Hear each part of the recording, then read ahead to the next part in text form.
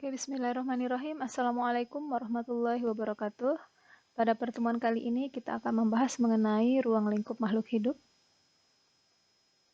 Ada 3 subpokok bahasan yang akan kita bahas. Yang pertama adalah karakteristik dasar makhluk hidup, yang kedua struktur organisasi kehidupan, dan yang ketiga struktur sel penyusun tubuh makhluk hidup. Baiklah, kita membahas yang pertama yaitu karakteristik dasar makhluk hidup. Ada 6 karakteristik dasar makhluk hidup sebagai penciri makhluk hidup itu sendiri. Yang pertama, makhluk hidup disusun oleh sel. Setiap makhluk hidup terdiri dari suatu sel atau disebut juga dengan uniseluler atau banyak sel, disebut juga dengan multiseluler.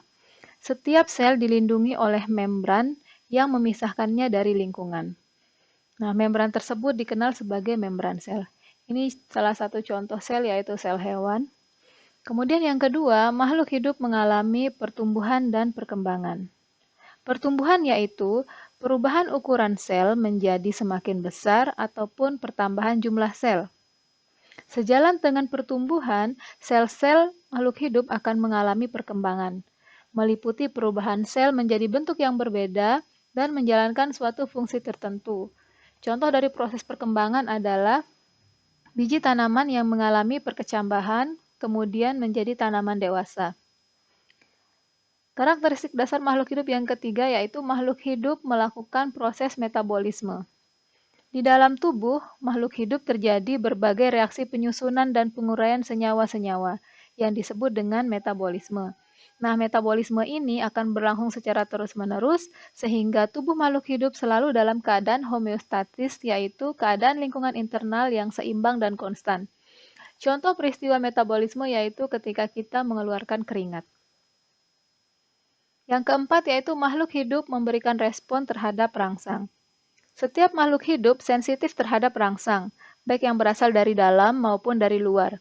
Contohnya adalah tanaman daun putri malu akan merunduk ketika kita berikan sentuhan. Yang kelima, makhluk hidup melakukan reproduksi. Makhluk hidup dapat mempertahankan jenisnya karena kemampuannya untuk melakukan reproduksi. Nah, salah satu contohnya yaitu tanaman bambu yang bereproduksi dengan cara tunas. Yang terakhir yaitu makhluk hidup mampu beradaptasi dengan lingkungan.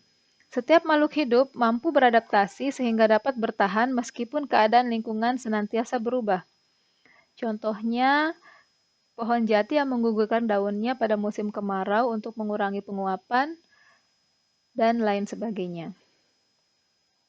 Kita lanjut ke pembahasan yang kedua, yaitu struktur organisasi kehidupan. Kehidupan memiliki struktur yang sangat terorganisir. Struktur organisasi kehidupan dalam berbagai tingkat terbagi menjadi 11 tingkatan. Yang pertama yaitu di tingkat molekul. Molekul merupakan tingkat kehidupan yang paling sederhana. Molekul adalah bahan kimia dasar penyusun makhluk hidup. Contohnya DNA maupun RNA yang keduanya merupakan materi genetik. Kemudian yang kedua, tingkat sel. Sel merupakan unit struktural dan fungsional terkecil dari makhluk hidup. Setiap tubuh makhluk hidup tersusun oleh sel. Ada makhluk hidup uniseluler, artinya makhluk hidup itu tersusun oleh satu sel seperti protozoa dan bakteri, di mana proses metabolismenya berlangsung di sel itu. Sedangkan ada juga makhluk hidup yang terdiri dari banyak sel atau disebut juga dengan multiseluler seperti tumbuhan, hewan, dan manusia. Nah, makhluk hidup multiseluler ini disusun oleh bermacam-macam sel yang memiliki bentuk dan fungsi yang berbeda. Tingkatan sel makhluk hidup dipelajari dalam ilmu sitologi atau biologi sel. Tingkatan yang ketiga yaitu di tingkat jaringan. Jaringan merupakan kumpulan sel yang mempunyai bentuk dan fungsi yang sama. Misalnya tubuh hewan terdiri dari bermacam-macam jaringan, ada jaringan otot, jaringan darah, jaringan epidermis, dan sebagainya. Ada makhluk hidup yang tubuhnya itu tersusun oleh struktur jaringan seperti porifera dan coelenterata. Nah, kedua hewan tersebut memiliki dua lapisan sel pembentuk tubuh atau disebut juga dengan diploblastik. Jaringan pada makhluk hidup dipelajari pada ilmu histologi. Yang keempat di tingkat organ. Organ merupakan kumpulan jaringan dengan fungsi tertentu. Contohnya organ jantung, mata, telinga, hidung, paru-paru, dan lain sebagainya. Oke, tingkatan yang kelima yaitu sistem organ. Sistem organ disusun oleh organ-organ yang saling berinteraksi dalam melaksanakan fungsi di dalam tubuh. Sebagai contohnya misalnya sistem peredaran darah manusia terdiri dari jantung, pembuluh darah. Nah, sistem peredaran darah manusia ini berfungsi untuk mengedarkan darah ke seluruh tubuh. Tingkatan yang keenam yaitu tingkat individu. Individu disebut juga dengan organisme, yaitu sekumpulan sistem-sistem organ yang membentuk sebuah tubuh. Contohnya seekor harimau, kucing, serigala, dan sebagainya. Kemudian yang ketujuh, tingkat populasi. Populasi merupakan kumpulan individu yang berada pada waktu dan tempat yang sama. Di lingkungan sekitar kita terdapat bermacam-macam populasi, misalnya populasi padang rumput, populasi cacing tanah, populasi manusia, dan sebagainya. Tingkatan yang kedelapan yaitu komunitas. Komunitas adalah kumpulan populasi hidup yang berada pada waktu dan tempat yang sama. Misalnya komunitas padang rumput. Dalam komunitas padang rumput itu terdiri dari ada populasi rumput, populasi belalang, populasi kupu-kupu, populasi cacing tanah, dan lain-lain. Selanjutnya di tingkat 9 yaitu ada tingkat ekosistem. Ekosistem adalah interaksi antara populasi-populasi penyusun komunitas dengan lingkungan abiotiknya seperti sinar matahari, tanah, air, dan udara. Contoh ekosistem seperti ekosistem hutan, ekosistem pantai, dan lain sebagainya. Tingkatan berikutnya yaitu bioma, merupakan sekumpulan ekosistem yang dipengaruhi suatu keadaan setempat, yang mana makhluk hidup pada lokasi tersebut sudah bisa beradaptasi dengan lingkungan yang ditinggali. Nah, biasanya pemberian nama bioma itu dilihat dari tumbuhan yang dominan, misalnya bioma padang rumput karena yang mendominasi adalah rumput. Contoh bioma yang lain ada bioma hutan gugur, bioma gurun, tundra, dan sebagainya. Yang terakhir yaitu tingkat biosfer. Biosfer adalah bumi yang di dalamnya berisi seluruh kehidupan. Nah, pada tingkatan ini, seluruh kehidupan di bumi membentuk satu kesatuan utuh yang interaksinya pada skala global. Oke, ini adalah struktur organisasi kehidupan di tingkat kimiawi, mulai dari atom, molekul, kemudian di tingkat seluler ada sel otot, di tingkat jaringan ada jaringan otot, nanti di tingkat organ, di sini digambarkan organ lambung, di mana organ lambung terdiri dari jaringan epitel, jaringan otot, dan sebagainya.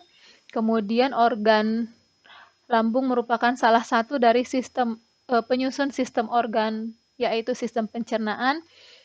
Jadi selain lambung ada juga organ usus halus, usus besar, ada hati, dan seterusnya. Kumpulan dari tingkatan sistem organ ini akan menyusun tingkat organisme atau individu, dalam hal ini manusia. Oke, pembahasan yang ketiga yaitu struktur sel. Di struktur sel ini kita akan membahas sejarah penemuan sel, kemudian komponen kimiawi sel, bentuk dan ukurannya, serta struktur anatominya. Oke, yang pertama kita akan membahas penemuan sel. Sel pertama kali ditemukan oleh Robert Hooke pada tahun 1665. Ia merupakan ilmuwan yang berasal dari Inggris. Ketika itu Hooke mengamati sel gabus dari dinding sel tumbuhan yang sudah mati dengan menggunakan mikroskop yang sangat sederhana. Nah, Robert Hooke ini melihat adanya ruangan kecil yang kosong. Ruangan kecil tersebut diberikan dengan nama sel, atau dalam bahasa Latin disebut dengan cellule yang artinya kamar kecil.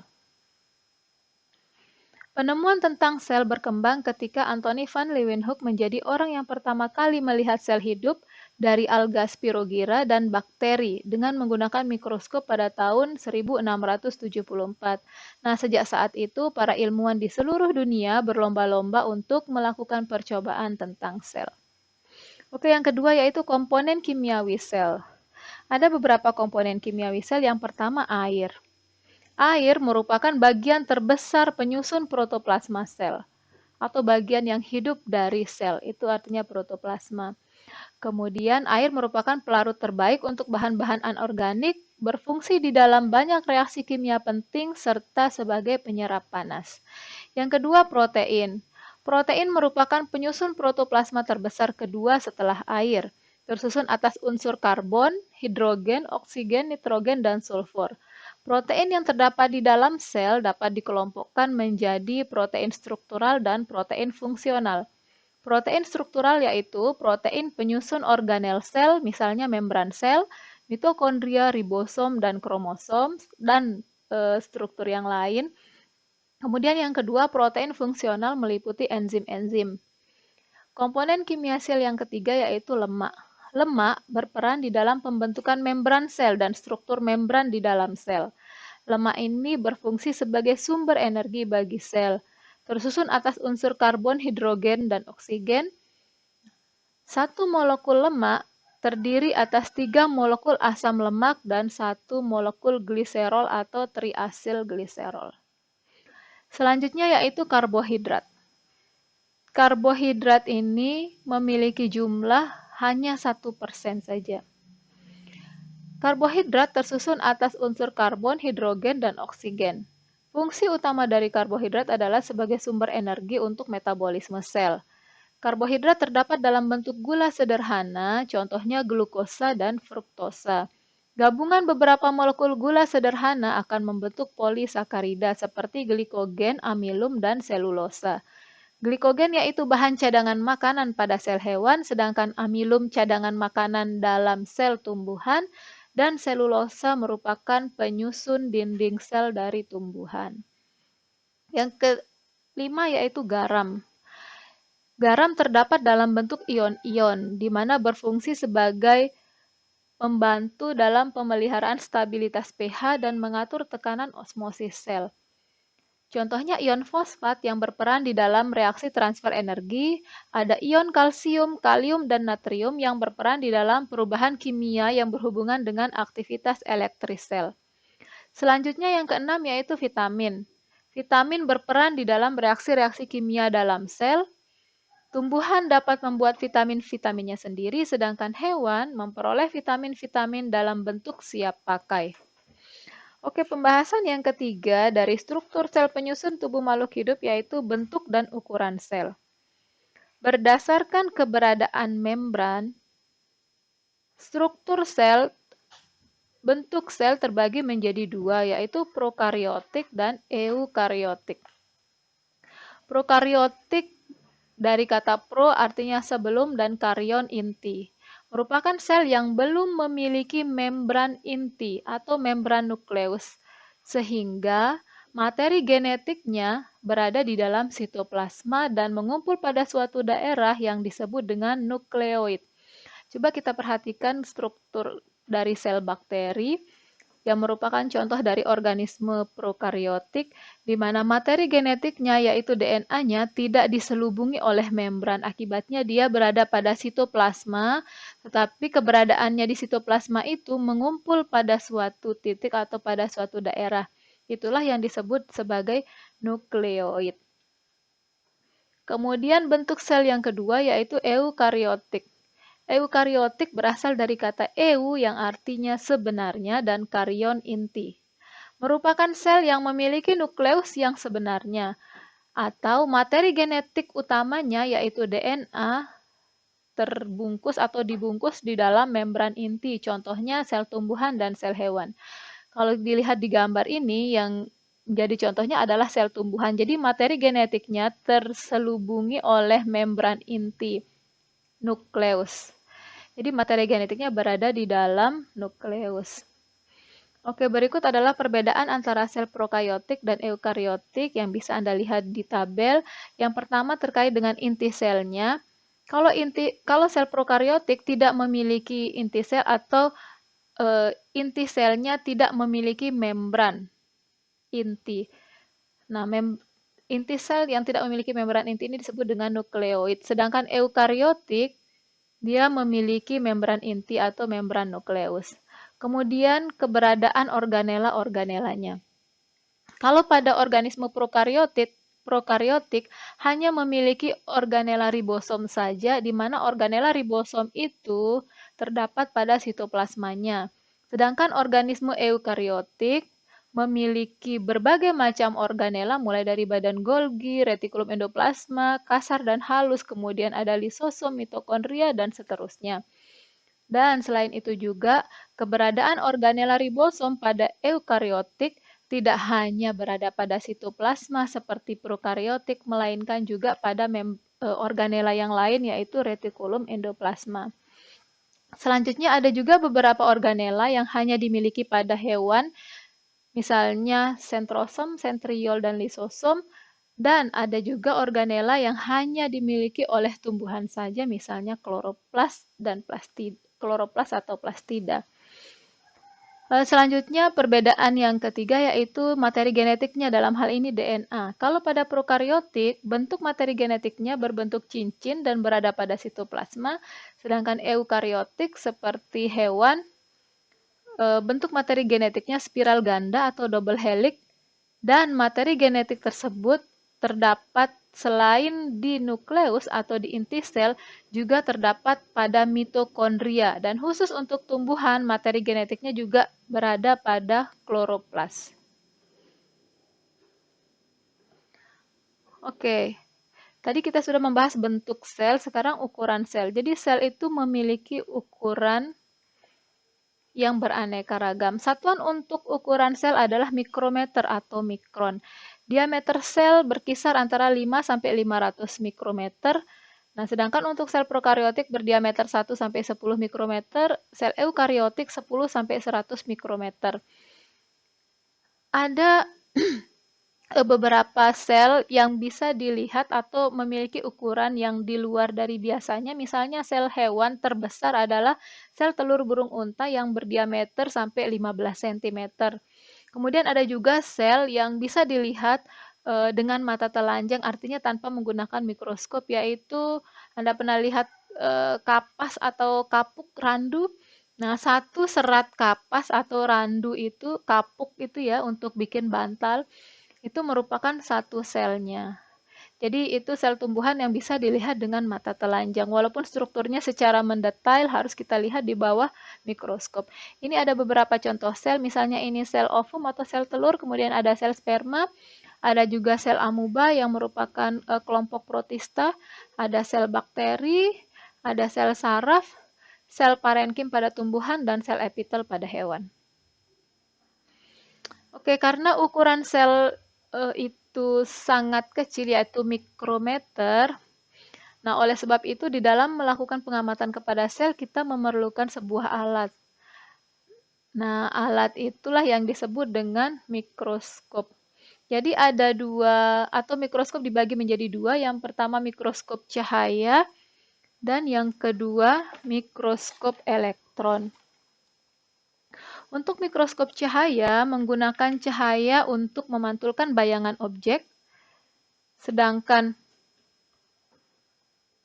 mikroskop elektron menggunakan pancaran penyinaran elektron seperti pada pesawat televisi yang diatur oleh lensa elektromagnetik. Nah, mikroskop elektron ini memiliki kemampuan perbesaran yang tinggi, yaitu 300.000 hingga 1.000.000 kali ukuran semula, sedangkan mikroskop cahaya sampai 1.000 sampai 2.000 kali ukuran aslinya atau benda aslinya. Tetapi kelemahannya, mikroskop elektron ini tidak dapat digunakan untuk pemeriksaan sel-sel yang hidup. Kurang lebih seperti ini ya gambar dari mikroskop elektron.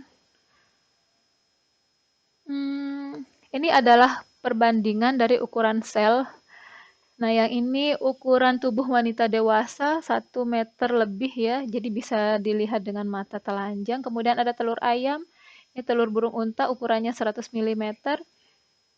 Ada sel telur katak 1 mm, kisarannya ini bisa dilihat tanpa menggunakan mikroskop. Kemudian yang bisa dilihat atau diamati dengan menggunakan mikroskop cahaya ada sel tumbuhan, sel hewan, mitokondria, yang merupakan organela dari sel hewan maupun tumbuhan, kemudian ada sel bakteri, kemudian ada juga yang hanya bisa dilihat, diamati menggunakan mikroskop elektron, yaitu virus, contohnya virus flu, kemudian ada protein, ada lipid, dan yang paling kecil adalah atom, yang memiliki ukuran 0,1 nanometer. 0,1 nanometer, 0,1 kali 10 pangkat min 9 ya. Bener nggak ya? Oke, benar ya. Selanjutnya anatomi umum sel. Jadi anatomi umum sel ini kita akan bahas mulai dari struktur sel paling luar sampai ke paling dalam. Yang pertama yang kita bahas yaitu membran sel. Membran sel disebut juga dengan membran plasma atau plasmalema. Plasma artinya cairan dan lema artinya selaput. Jadi setiap sel wajib memiliki membran sel. Membran sel ini tersusun atas komponen lemak, protein, dan memiliki sifat selektif permeabel. Artinya, ada yang tahu artinya selektif permeabel? Jadi, segala sesuatu atau benda yang ingin keluar masuk dan masuk melalui sel itu diseleksi terlebih dahulu. Artinya tidak semua bisa keluar masuk dari dan ke dalam sel. Jadi fungsi utama dari membran sel ini adalah mengatur keluar masuknya zat-zat dari dan ke dalam sel. Ini penampang melintang dari membran sel di mana komponen utamanya yang pertama adalah lemak. Ini ya, lemaknya atau lipidnya ada dua lapis, ada lapis atas dan lapis bawah. Ada yang bersifat hidrofobik dan hidrofilik. Kemudian ada protein. Proteinnya ada dua macam, yang ini protein integral, yang ini protein periper atau protein tepi, dan di bagian luarnya terdapat glikoprotein maupun glikolipid. Penelitian tentang membran sel ini dari dulu sampai sekarang. Nah, yang paling yang bisa digunakan sekarang ini adalah model mozaik cair atau model mozaik membran yang dikemukakan oleh Singer dan Nicholson. Jadi, model membran ini merupakan model membran yang paling baru yang strukturnya yang paling jelas diketahui untuk sekarang ini. Jadi pada bagian membran sel ini terdiri dari dua lapis lipid, kemudian ada protein membran yaitu protein periper baik itu bagian dalam maupun bagian luarnya, dan ada protein integral. Oke, selanjutnya bagian sel yang kedua atau struktur sel yang kedua yaitu nukleus. Fungsi dari nukleus adalah mengatur atau mengendalikan semua proses maupun aktivitas yang terjadi di dalam sel.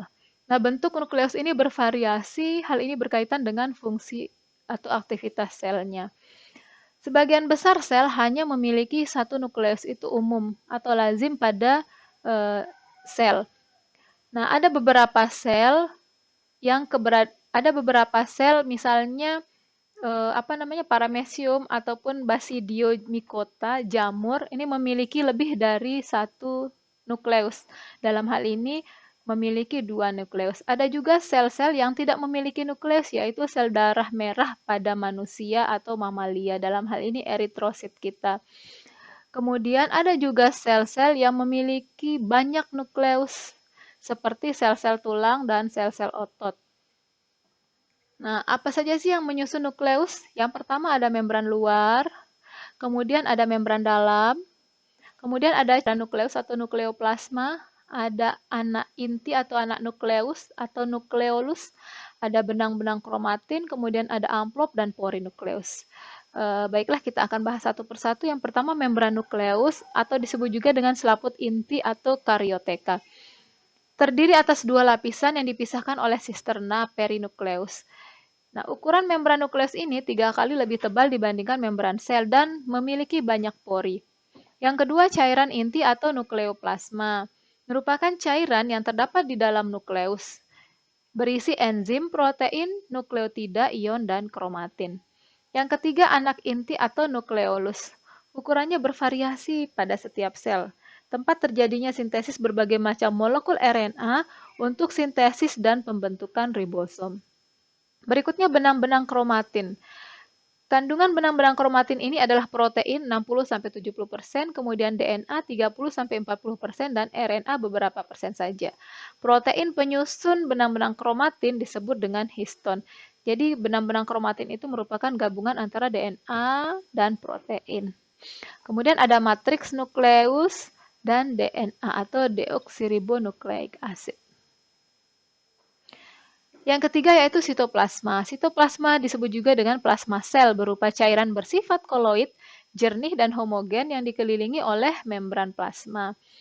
Cairan sel yang ada pada sitoplasma disebut dengan sitosol.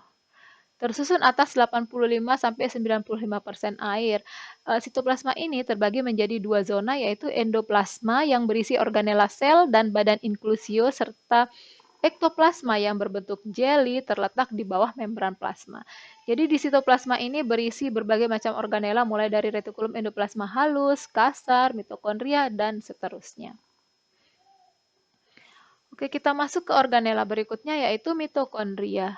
Mitokondria berfungsi sebagai tempat respirasi sel untuk menghasilkan energi dalam bentuk ATP atau disebut juga dengan adenosin trifosfat. Nah, mitokondria ini berisi enzim-enzim yang diperlukan untuk reaksi respirasi seluler. Mitokondria memiliki ribosom untuk membentuk proteinnya sendiri dan memiliki DNA sendiri untuk memperbanyaknya. Artinya untuk memperbanyak mitokondria ini. Ini adalah struktur mitokondria yang diamati di bawah mikroskop elektron. Jadi struktur dari mitokondria ini mulai dari paling luar yaitu ada membran luar, kemudian ada membran dalam yang menonjol disebut dengan krista, kemudian ada materi genetik, cincin DNA-nya, kemudian ada ribosom yang menempel pada membran dalamnya, dan ada matriks dari mitokondria itu sendiri. Oke, selanjutnya retikulum endoplasma merupakan organela sel yang berbentuk anyaman seperti jala. Coba kita lihat ini di bawah mikroskop elektron ya. Kemudian ada 4 bentuk dari retikulum endoplasma ini, ada seperti kantong pipih atau yang disebut dengan sisterna, ada yang berbentuk pipa atau disebut juga dengan tubulus, gelembung atau vesikula atau lembaran. Ada dua jenis retikulum endoplasma, yaitu ada yang kasar dan ada yang halus. Jadi retikulum endoplasma kasar ini dibedakan dari retikulum endoplasma halus berdasarkan keberadaan ribosom yang menempel padanya, di mana pada retikulum endoplasma kasar ini ditempeli oleh ribosom. Sedangkan pada retikulum endoplasma halus tidak ditempeli oleh ribosom. Akibatnya berdampak pada fungsinya sendiri, di mana retikulum endoplasma kasar karena memiliki ribosom jadi berperan penting di dalam sintesis protein, sedangkan retikulum endoplasma halus yang tidak memiliki ribosom berperan di dalam sintesis dan transportasi glikogen, lemak, kolesterol, dan steroid. Nah, ada khusus nama ini yang diberikan kepada retikulum endoplasma yang berada pada sel otot, yaitu retikulum sarkoplasma atau disebut juga dengan RS. Oke, organela berikutnya yaitu ribosom. Ribosom merupakan organel terkecil dengan diameter 20 nanometer. Memiliki dua subunit, satu subunit lebih besar daripada subunit yang lain. Nah, ribosom ini ada yang melekat pada permukaan RE kasar atau ada juga yang bebas di dalam sitoplasma. Nah, ribosom yang melekat pada RE kasar dan bebas pada sitoplasma ini berfungsi atau sama-sama memiliki fungsi di dalam sintesis protein. Tetapi perbedaannya adalah protein yang dihasilkan oleh ribosom yang melekat pada RE untuk disekresikan keluar sel, sedangkan protein yang dihasilkan oleh ribosom yang bebas pada matriks sitoplasma digunakan oleh sel itu sendiri untuk melakukan proses metabolismenya. Selanjutnya badan Golgi atau aparatus Golgi ditemukan oleh seorang ahli histologi Italia bernama Camillo Golgi.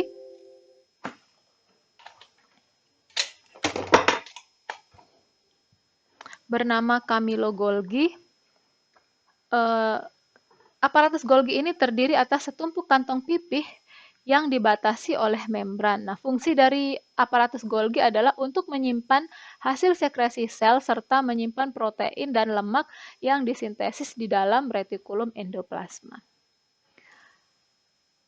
Organela berikutnya yaitu lisosom. Lisosom merupakan organela kecil berdiameter 0,25 sampai 0,75 mm yang dibungkus membran dan berisi enzim-enzim hidrolisis. Jadi, lisosom ini berfungsi di dalam pencernaan internal sel karena dia memiliki kandungan berbagai macam enzim. Di mana lisosom ini terdapat pada hampir semua sel hewan kecuali sel-sel darah merah mamalia atau sel-sel eritrosit dari mamalia. Lisosom ini hanya dijumpai pada sel hewan dan tidak dijumpai pada sel-sel tumbuhan. Jadi kalau ada organela yang rusak, misalnya mitokondria sudah rusak atau berumur tua, nanti akan dicerna atau akan dihidrolisis atau dihancurkan oleh eh, lisosom itu sendiri. Karena seperti tadi yang Ibu sampaikan, lisosom memiliki berbagai macam enzim hidrolisis. Oke, berikutnya badan mikro. Badan mikro ini mirip dengan lisosom, yaitu sama-sama dikelilingi oleh membran tunggal dan sama-sama berisi enzim-enzim. Nah, badan mikro berukuran lebih kecil daripada lisosom dan di dalam sel jumlahnya lebih banyak. Ada dua macam badan mikro, yaitu peroksisom dan glioksisom. Jadi peroksisom mengandung enzim oksidase. Oke, selanjutnya yaitu vakuola. Vakuola merupakan organel bermembran tunggal, artinya hanya terdiri dari satu membran yang berisi cairan.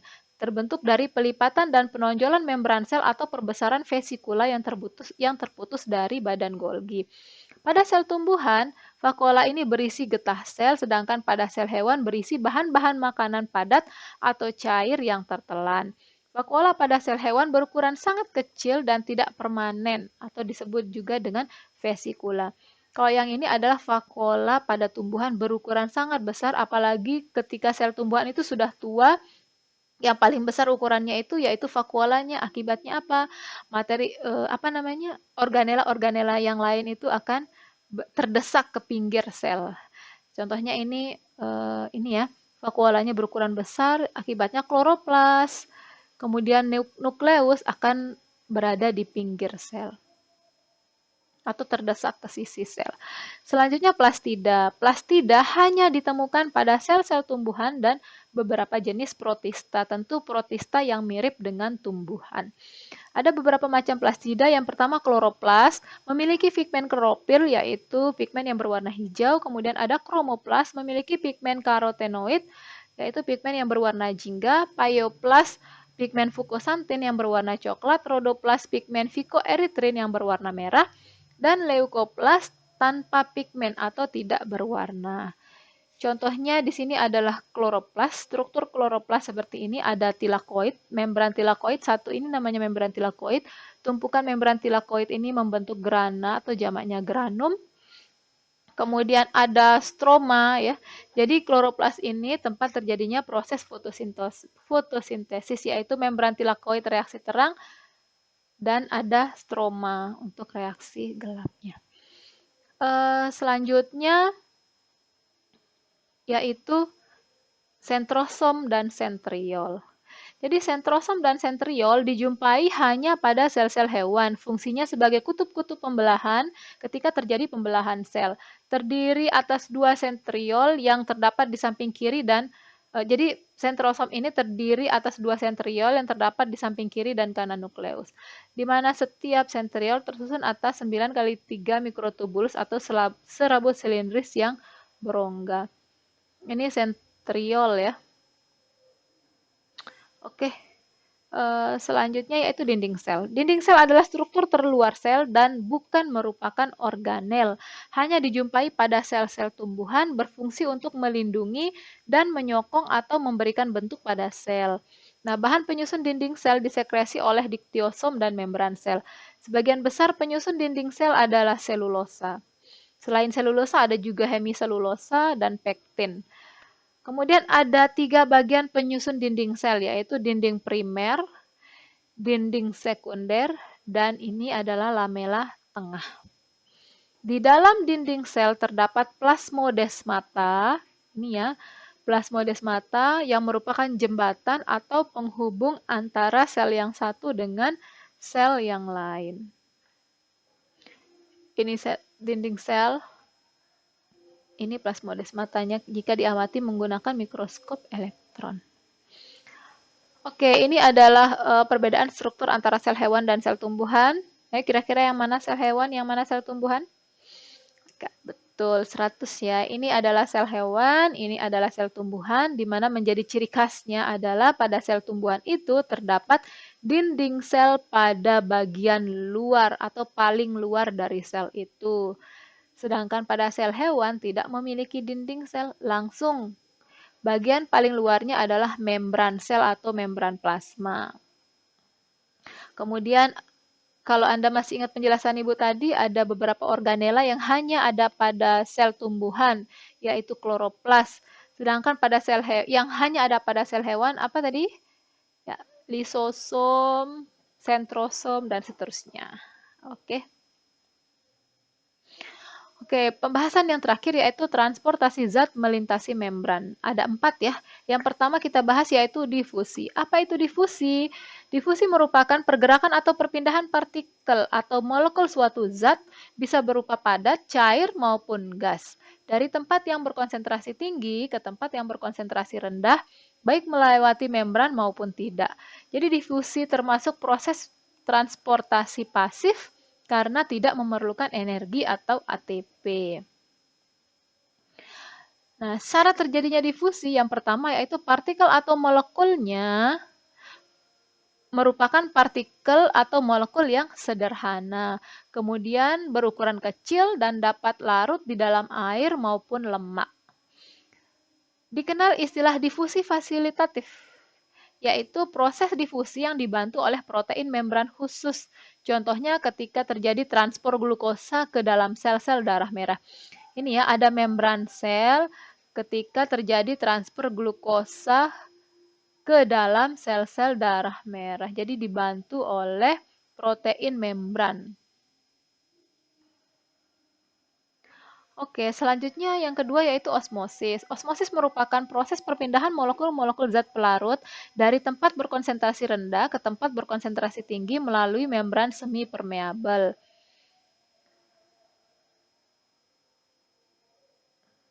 Jadi yang ketiga yaitu transport aktif atau pompa ATP merupakan perpindahan molekul-molekul zat melalui membran dengan menggunakan energi berupa ATP, adenosin trifosfat. Molekul-molekul tersebut bergerak melawan perbedaan konsentrasi. Selain memerlukan energi, transport aktif juga memerlukan molekul pembawa berupa protein membran.